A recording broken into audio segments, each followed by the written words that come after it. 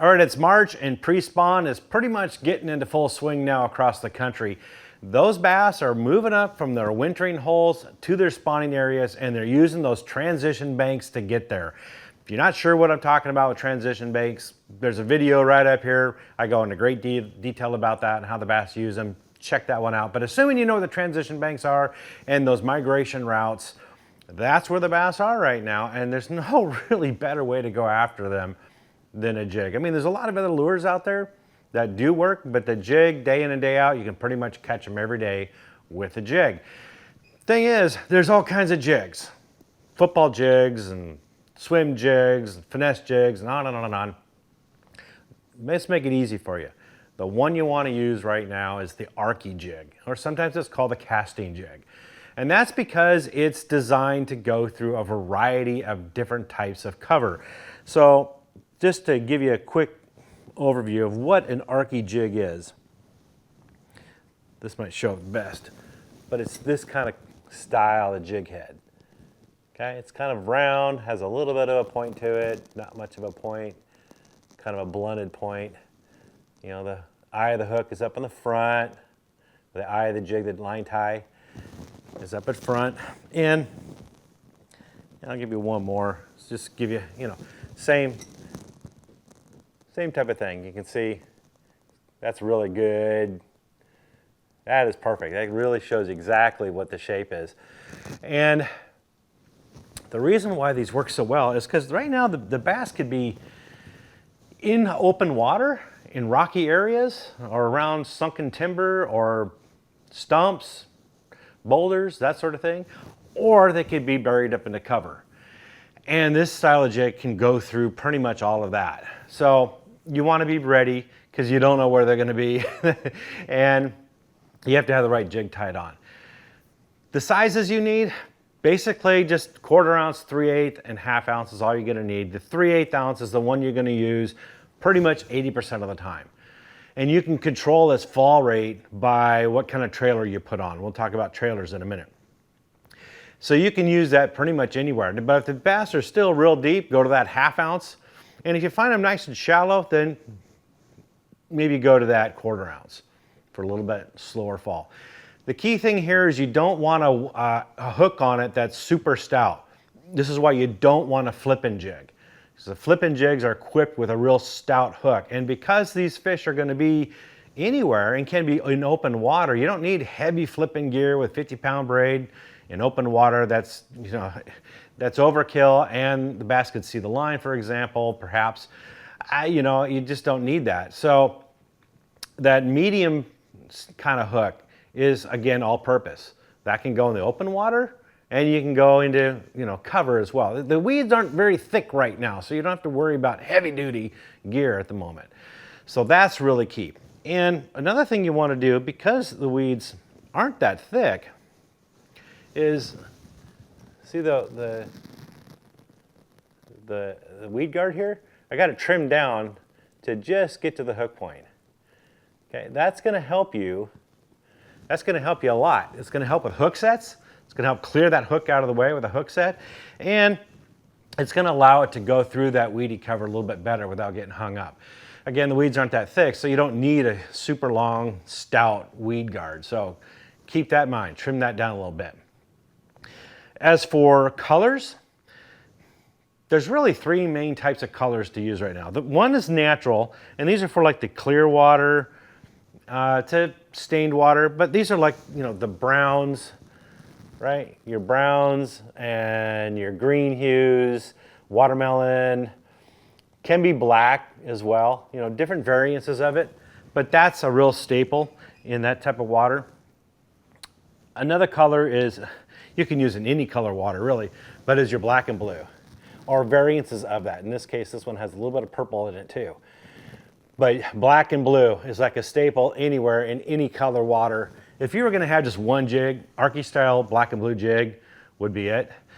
But then it also helps when the water's real turbid, or you got some muddy water, you got those fronts that come through and stain the water up quite a bit. You want something with a little bit of flash. So like a black and chartreuse works really well. And I like this, it's got a little bit of chartreuse on the head too. But there's You can add some flash in here too, some mylar strands, you know, play around with it. The thing about it though is you notice, like this is a good example. See this, the collar on it, right here. It's rubber. It's a rubber collar. Now, it helps keep the cost down on the jig. The problem with rubber collars, over time they get brittle and they break. And also they don't hold super tight. So if you're skipping under docks, this head style, by the way, is really good for skipping under docks. But this skirt can twist and move as you're skipping. It'll catch the water and slow down that skip, and you won't get as good as a skip out of it. So what I like to get is wire ties. In this instance, this jig head here has a wire tie. You can barely see it. It's right there. Let's see if I can't get that. See it? It's right here. It's barely in there. But a wire tie is what you want. It's far more durable, holds the skirt in place. It's gonna last you a long, long time. So if you can find jigs with wire ties, in my opinion, they're better. So let's talk about trailers here for a minute. There's a variety of different kind of trailers, and each of them serve their purpose.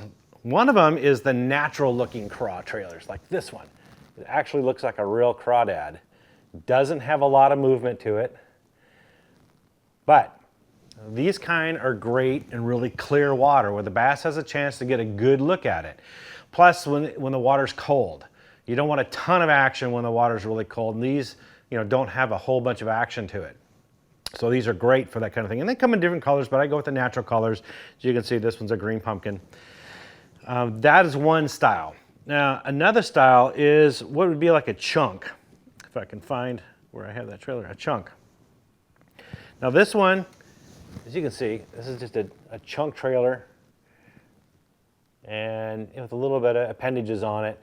There's a variety of manufacturers. This one's from Missile Baits. It's the Mini D-Chunk, I think is what it's called. And again, natural colors. But this really works well, again, in colder water.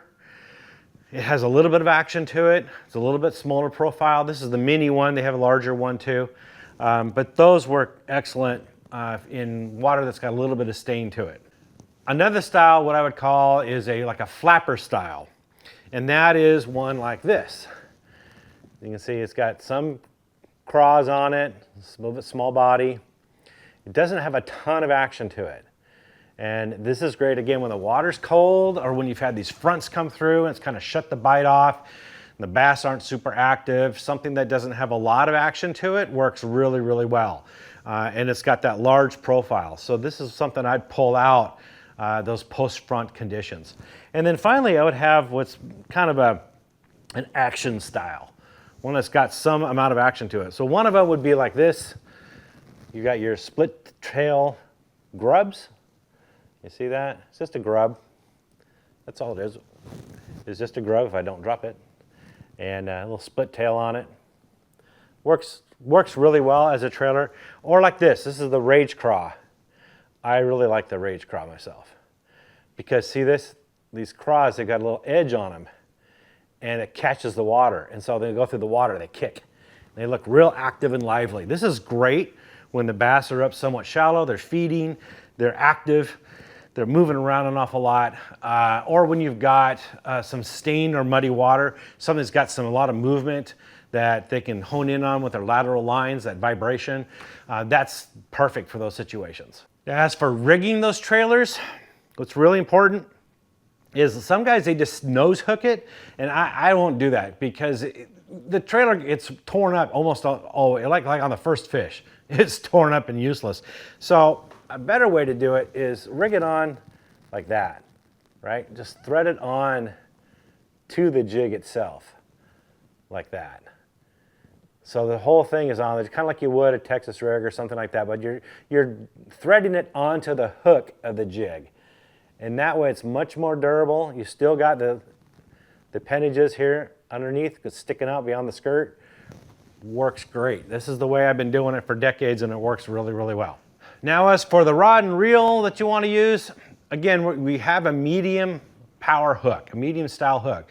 The flipping gear, We're not using that today. So a 7'1" to 7'3" medium heavy fast action bait casting rod is what you need. This is all purpose, your Swiss Army knife rod. You should have one anyway because you can throw a variety of baits with it. So just use this rod. You can fish the jig in any kind of depth and any kind of cover with it with ease, as long as you're not throwing a super thick heavy cover, but we don't have to deal with that this time of year. I would pair with it 15-pound Seagar Invisix fluorocarbon line. Why? Because fluorocarbon is way more durable and abrasion resistant than braid. Braid is really good around thick vegetation, but we're not dealing with that right now, so you want to use that. And if you're around wood and logs and pilings that've got splinters and things you can get hung up on, fluorocarbon holds up to that better, and it holds up better to rocks. So it's all around just a better all-purpose line. And I would get the clear color because, again, if you got clear water, even if you got muddy water, it's not going to show up. So I always use clear. As far as the reel I would use a 6.5 to 7.1 gear ratio. That's kind of an all-purpose one. It's 6 of one, half dozen another. You know, the lower the gear ratio, the more torque you have, so you can get them out of cover. Right now, you don't have to deal with that, so a higher gear ratio, like that 7 to 1, is better because once you get that line out there, a lot of times you've got a little bit of slack in it, and if you get that bite, it gives you a chance to reel up that slack a little bit quicker before you set the hook.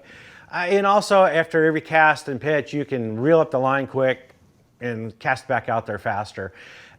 If you're reading between the lines, a 7.1 gear ratio or higher is not a requirement.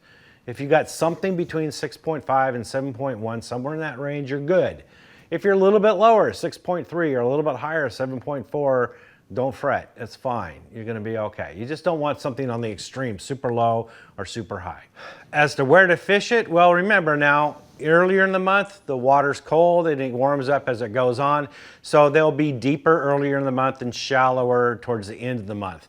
Keep that in mind when I mention these places. So docks is an area that I would definitely throw to. And docks has got that wood pilings. The fish will relate to that, especially if you've got brush pile underneath there. A lot of owners will do that, dock owners. They'll sink some brush piles around their docks. If you can find that, that would be a really good area to target. Get that cast and put that jig right alongside that dock piling. And that hard bottom is perfect for dragging that jig. You know, skip that jig up under the dock, let it flutter all the way down, and just drag it along the bottom. As it warms up, look for those floating docks that have, like, they're made out of that black plastic type material, because that black, it warms up faster than the surrounding areas, and that water will warm up faster. So those floating docks with the black pilings, or what do they call those? The flotation devices. That's the thing that I like to target, because I tend to catch more active bass there. And that's when I start to put those more active trailers on too, as the water warms up. Slows down the fall even more, it gives you more time for that bass to hit that lure. So the docks are a main thing. Rocks, rocky bottoms is another. So those points and humps and rock piles are the things that you want to target. This is perfect for jigs, because that's a lot of times where you find crawdads, and bass are looking for crawdads, and jigs look just like it. So I would throw on one of those realistic looking trailers on there, or one of those flapper trailers as the water warms up, and just drag along the bottom around all those rocks. Riprap is a good area to target. Where you have gravel that goes up an abutment or a seawall, or maybe around bridge pilings. Those would be areas that I would definitely target. Sometimes you have them around docks, some gravel around that. So that would be an area to target as well. Wood is something else. That'd be stumps, laydowns, sunken logs, and we already mentioned docks, but the wood a lot of times absorbs the heat and radiates it. Not quite as much as the rocks, but the wood still does, and so the bass will gravitate towards that. So you definitely want to fish any of those areas I just mentioned. Laydowns would be really good, particularly earlier in the month and when the water's colder. Get out towards the end of the laydowns. Sometimes it's way out deep, you don't even see it, but those are areas to slowly work the jig around the tops of those laydowns. Man, that's an area a lot of bass anglers miss. And sometimes some big girls are sitting there. So make sure you fish those laydowns and those stump areas with a jig. And then finally, aquatic vegetation. Again, there's not a whole lot there, but the ones that are there, the fish are using. And what they'll do is during those front conditions and post front, when the bite shuts down, those fish will get up inside of those weeds and they'll kind of bury up in it and wait for conditions to stabilize. And when they do, they'll be on the outside edge of those weeds and using that as migration paths. So you want to target those areas with the jigs. If you've got a post front condition, look for those little pockets and openings inside the weeds.